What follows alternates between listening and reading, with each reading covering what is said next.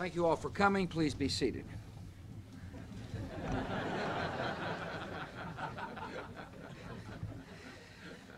I want to thank the Democratic and Republican leaders who've come here today to support the Central American Dominican Republic Free Trade Agreement, known as CAFTA. As you can see, there are former cabinet members of both Republican and Democrat presidents, former staff members of Republican and Democrat presidents, people who've said it is time to set aside political differences and focus on this very important trade agreement for the good of our country. And I want to thank you all for coming. I appreciate our visit. I appreciate the chance to hear your point of view about what we need to do together to get this bill passed. I want to thank the members of my cabinet who are here. I appreciate you all coming. I particularly want to say thanks to Ambassador Rob Portman, who's the U.S. Trade Representative. He is the point person in the Bush administration to get this bill passed. He's working hard. He's working smart. And with your help and the help of those on the stage, I'm confident that Congress will do the right thing. The reason we're here is because we share an interest in promoting opportunity and prosperity here at home. All of us understand that strengthening our economic ties with our democratic neighbors is a vital issue of national importance. All of us urge Congress to pass the agreement because America has an interest in strengthening democracy and advancing prosperity in our hemisphere. One of the surest ways to strengthen democracy and advance prosperity is by establishing a trading system based on clear rules. My predecessors from both parties, former presidents from both political parties, pursued this goal at all levels, at the global level, at the bilateral level, and at the regional level. Today, CAFTA presents us with an historic opportunity to advance a free and fair trading system that will bring benefits to all sides. I want to thank the members of the Diplomatic Corps from Central America who've joined us today. Los embajadores, bienvenidos. Thank you for coming. These ambassadors understand what I just said. I said this trade agreement benefits both sides. It's a good deal for the CAFTA countries, and it's a good deal for America as well.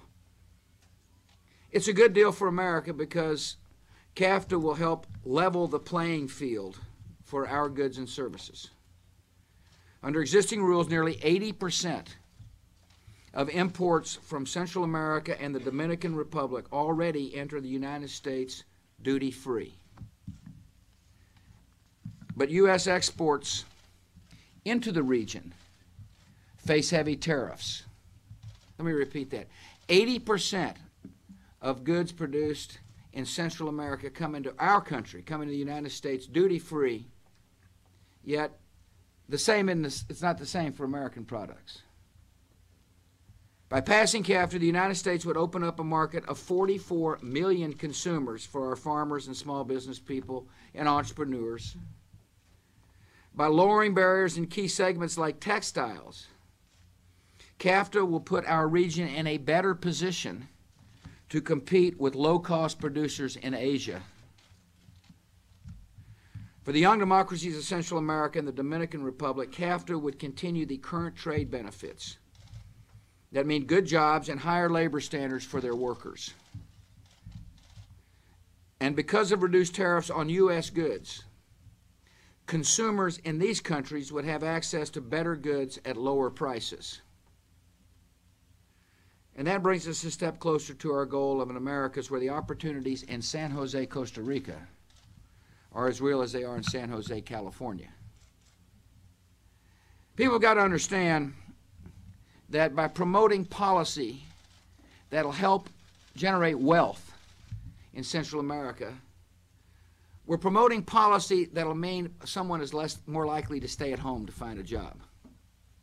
If you're concerned about immigration to this country, then you must understand that CAFTA and the benefits of CAFTA will help create new opportunity in Central American countries, which will mean someone will be able to find good work at home. Somebody to be able to provide for their family at home as opposed to having to make the long trip to the United States.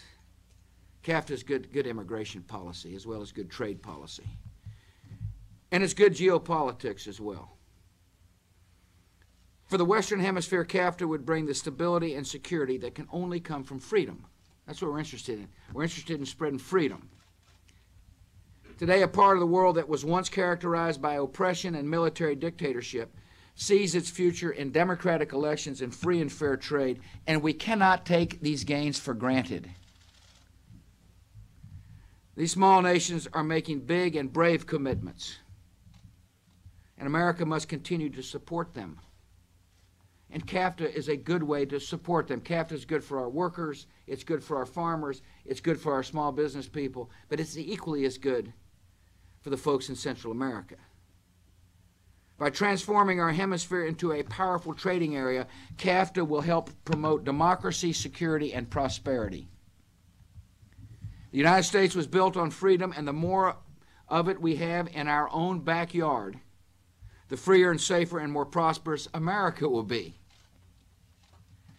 The leaders from both parties here today share this vision. These folks who toiled in the vineyards of good international politics and worked in the White House know exactly what I'm talking about. That's why they're standing up here and saying with common voice to the United States Congress, let's get this bill passed. See, CAFTA is more than a trade agreement. It is a signal of our nation's commitment to democracy and prosperity for the entire Western Hemisphere. And I urge, and we urge, the United States Congress to pass CAFTA. Thanks for coming.